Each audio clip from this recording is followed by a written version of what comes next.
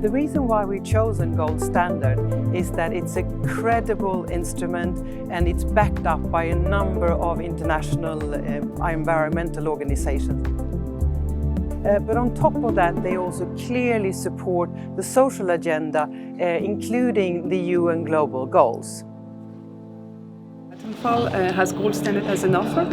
I think it's also great because it helps spread the word about the need for every one of us to be part of the solution, but also the need for every one of us to realize that climate and sustainable development actually come hand in hand.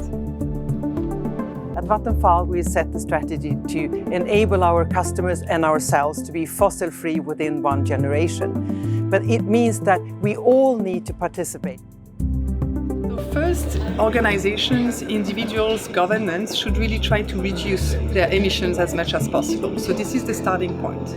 And once we have reduced as much as we could, emissions that cannot be avoided can be compensated. And that's because the atmosphere doesn't really care about where the emission is happening.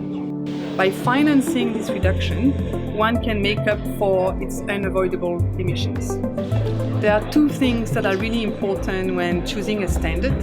The first thing is to make sure that the environmental integrity of the carbon unit is really as high as possible. So that's the way we calculate the number of tons of CO2 equivalent that are avoided by a project. And the other really important part is the sustainable development part. It's really important to ensure that the project activity doesn't do any harm to local population. If you're not sure about which standard to choose, organizations like WWF have produced a comparison of offset standards. My personal hope for offering this is that I see a very big drive from customers wanting to be climate neutral. And with this, I'm hoping that each and every one of us are able to take these extra steps.